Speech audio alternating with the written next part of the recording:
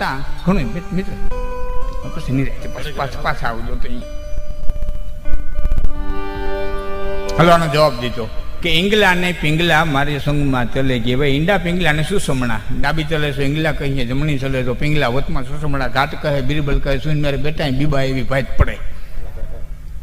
કઈ ઈંગલા કહેવાય, કઈ પિંગલા કહેવાય, કોઈ સુસમણા કહેવાય? ભાઈ છોકરા તો વ્યાજો ને. હવે હું યુવાનો માટે કહું છું, જેટલા યુવાનો બેઠા ને મારા સામું ધ્યાન દઈ દો. આપણા ફેફસા છે ને આમ નથી હાલતા, મારા સામું જોલી ખ્યાલ આવશે. ફેફસા છે ને આમ હાલે, આમ આમ કવિરાજ. પછી આનો પીરિયડ પૂરો થાય ને ભાઈ આ મોટું થાય, પછી આ મોટું થાય, આ મોટું થાય, આ મોટું થાય. 48 મિનિટે એક વખત બે ફેફસા એકારે ખુલીને એકારે બંધ થાય, દોડ 48 મિનિટે. ડાબી કોઈનું ફેફસું હાલતું હોય ને એને ઈંગલા કીએ, જમણી કોઈનું હાલતું હોય ને એને પિંગલા કીએ. દોડ 48 મિનિટે એક વખત સુસમણા હાલતી થાય. જે પૂજા કરવા બેઠા છે એને ખાલે છે. એટલે આપણા વિદ્વાનોએ કીધું છે પૂજા કરવા બેહો ને તો 1 કલાક બેહવું, 60 મિનિટ બેહવું. 60 મિનિટમાં 48 મિનિટ એવી એક ઘડી આવશે કે તમારી સુસમણા હાલતી થઈ હશે. ઘણી વખત પૂજા કરતા એવું છે ને તેમ થાય ઝપટથી માળા થઈ જાય તો સારું. અને ઘણી વખત પૂજા કરતા કરતા આનંદ જ આવશે, આનંદ જ આવશે. હજી 5 માળા વધારે કરી, હજી ઘણી વખત રોવું આવશે, પરમાત્માના આમાં રોઈ. અને ઈંડા પિંગલા સુસમણા કહેવાય. હું આ વાતમાં, આ તો યોગીઓની વાત છે, હું બહુ લાંબો નહીં ઉતરું, પણ હું તો સાયન્સનો વિદ્યાર્થી એટલે મને આ થોડું ગમે એટલે એમાં લઈ જાઉં. અહીંયા આપણા ગલટા ઢીચણીઓ રાખીને ખાતા, ઘણાના ઘરમાં આવી છે ઢીચણીઓ. આપણા ઘરમાં તો હોય જ, આપણા નવ પરદમાં તો લગભગ હોય. અને એ પાછા ડાબે ગોઠણે જ રખાય, ડાબે ગોઠણે ઢીચણીઓ રાખે, જમણો હાથ એની માથે રાખે, અને પછી એ અનાજ લઈએ તો એને કંઈ શરીરમાં કંઈ તાકાત નહોતી એટલે ઓઠીંગણ દેવા નહોતા રાખતા. જબરદસ્ત સાયન્સ હતું. ડાબે કોઠે ગોઠણીઓ ઢીચણીઓ રાખો, માથે ગોઠણ રાખો, માથે ડાબો હાથ રાખો, અને પછી તમે જમવાની શરૂઆત કરો. ડાબી નસ દબાય, જમણું નસકોરું હાલતું થાય, ચંદ્ર નાડી દબાય ને સૂર્ય નાડી હાલતી થાય, એટલે જઠરાગ્નિ છે તેજ થાય, ને જઠરાગ્નિ તેજ થાય ને ખુશીથી ખોરાક પચી જાય. અને એટલે જ ખાધા પછી 20 મિનિટ સુધી ડાબે પડખે હુવાનું કે શું કરો? ડાબે પડખે હુવો, ડાબો હાથ દબાય, ડાબું નસકોરું દબાય, ચંદ્ર નાડી દબાય, સૂર્ય નાડી હાલતી થાય, એટલે ખોરાક છે એ પચી જાય. આ બધું સાયન્સ છે. આને ભારતના સાયન્સને ચમત્કારોમાં ખપાવી દીધું. હવે એમાં ઊંડી વાતમાં હું નથી જતો, પણ ખાલી મારે ગોપીચંદની વાત કરવી કે ગોપીચંદ એમ કીધું કે ઈંડા ને પિંગલા મોરી સંગમે ચલે ગઈ. હવે ગોપીચંદને ઈંગલા ને પિંગલા ફેરી હાલતી હોય તો હું ક્યાં જુનાગઢ મૂકીને આવ્યો? હું અહીંયા આવ્યો સુખપુર આવ્યો, મારી ઈંગા પિંગલા મારા ફેરી જ હાલે ને, મારા ફેરી જ આવી ને જુનાગઢથી. ઘીરે મૂકીને તો નથી આવ્યો. તો ગોપીચંદ નવું શું કીધું? ઈંગલા ને પિંગલા મોરી સંગમે ચલે ગઈ અને રેન તો કરેગી દો બાતા. સામાન્ય ભજન નથી. ગોપીચંદજીએ નવું શું કીધું?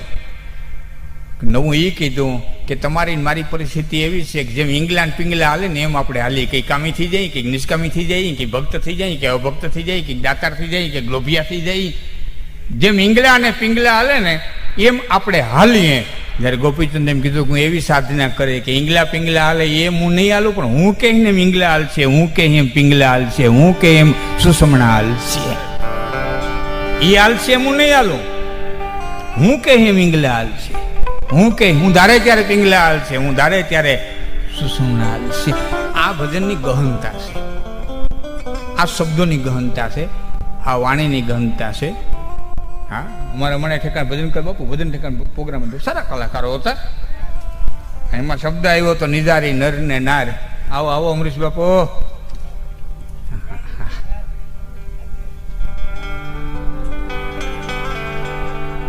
હાલ અહીંયા આવતા, હાલ એક કડી ગાઈ દઉં અહીંયા. હવે પછી મારે વાત કરવી. અહીંયા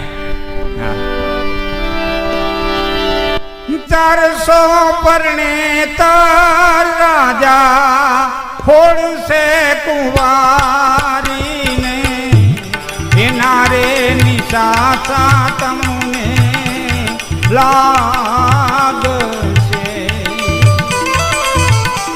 400 પરણે તાર રાજા ફોડશે કુંવારીને, એના રે નિશા આશા તમને લાગશે રે જોગીડે તારી મૂંડ જમુંડીને રે જોગીડો મરી જાશે રે જોગીડો મરી જાશે.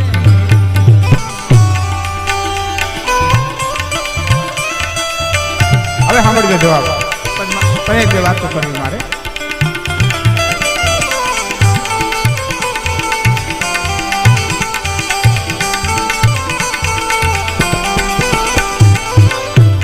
ભૂલી રે રાણી સબે જગ ભૂલીને ગુરુજીને ગાલી મત દેના જાલંધર પ્રતાપે જોગી ગોપી ચાંદ બોલ્યા રે અમે રે જોગીડા ભલી વાત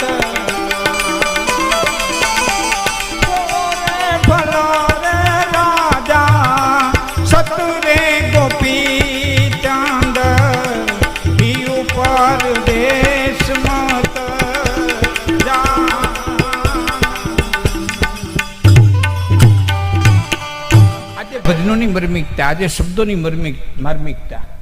હા, નિજારી નર ને નારે એવો શબ્દ આવ્યો. મેં કીધું નિજારી એટલે હું, બાકી કોઈને ખબર ન, આખા સ્ટેટમાં તો કોઈને ખબર નહોતી નિજારી એટલે હું. ગંગા સત્યના ભજનમાં છે ને કે નિજારી નર ને નાર, પણ આખા સ્ટેટમાં કોઈને ખબર નહોતી નિજારી એટલે હું. હા, ઓલી હા હું મીંદડી ઢાંકી ત્યાં હું ઢાંકી જાય રિવાજ થઈ ગયા. એક પછી બીજો, બીજા પછી ત્રીજો. તો શબ્દનો ખ્યાલ ન હોય ત્યાં સુધી લાગે કેમ, અને લાગે નહીં ત્યાં સુધી લાગે કેમ. શબ્દો છે. હું શબ્દનો ઉપાસક માણસ છું ને અહીંયાથી વેચાય વહી ગયેલા આત્માની પાછળ. જોકે આત્મા મળતો જ નથી. નિનમ સિદ્ધંતી શસ્ત્રાણી નિનમ દહતી પાવક અંતકલી જનતા આપો ન તો સોસાયટી મારું તો. પણ જાય એનું દુઃખ થાય. અને ભગવાન કૃષ્ણે કીધું છે કે હે અર્જુન તાન તિતિક્ષો ભારત, હે અર્જુન એને તો સહન કર. બસ આટલું આવડી જાય ને સહન કરતા, એટલે ઘણું સહન કરતા આવડી જાય. તાન તિતિક્ષો ભારત. આ બધી વસ્તુ આવવા વાળી અને જવા વાળી છે. અને તું નિત્ય નો માન. મહાત્મા તુલસીદાસજી કહે છે રામચરિત માનસ ની અંદર કે જન્મ મરણ સબ દુઃખ સુખ ભોગા અને હાનિ લાભ પ્રિય મિલન વિયોગા કાલ કરમ બસ હોહી ગોસાઈ એ બરબસ રાત દિવસ કી નાઈ. કેટલી વસ્તુ? જન્મ મરણ સબ સુખ દુઃખ ભોગા હાનિ લાભ પ્રિયજનોનું મિલન વિયોગા. આટલી વસ્તુ છે ને કાલ કર્મ બસ હોહી ગોસાઈ. મામા બધા કર્મ કામ નથી કરતા હો. જેમાં શબ્દ તુલસી લખે છે કાલ કર્મ બસ હોહી ગોસાઈ. ક્યાં કાળે કામ કરી જાય, નીકળ્યા કર્મ કામ ન કરે. એક અણુબોમ ફેંકાય અને લાખો માણસો એકારે બફાઈને મરી જાય તો લાખાનો કર્મ કરોડો મરી જાય એકારે તો કરોડોના કર્મ એવા ભેરા ન થયા કે રીબાઈ મરે. ત્યાં કાળ કામ કરી ગયો. હા, આંખે નથી દેખાતો એવો વાયરસ આવ્યો, દુનિયા સંભાળી દીધી. આ કાળ કામ કરી ગયો. બધાને કર્મ હરખા ભેરા થોડા થયા હોય. બીડીઓ જડે નહીં, સા જડે નહીં, બધાને એક હરખા ભેરા થયા હોય. અહીં કર્મ નહીં, અહીં કાળ કામ કરી ગયો. અહીં બે વસ્તુ કામ કરે, કાલ કર્મ બસ હોહી ગોસાઈ. કાળને આધીન કઈક વસ્તુ બને છે એ મામાનું આપણી વચ્ચેથી વયું જવું એ કાળને આધીન છે અને એના ફેસલાને સ્વીકારવો પડે. જગતના પટમાંથી જે જે કંઈ પરમાત્માએ ફેસલો લખ્યો છે એ સૌને સ્વીકારવો જ પડ્યો છે. સુનહું ભરત દશરથના મોતમાંથી જો કેવું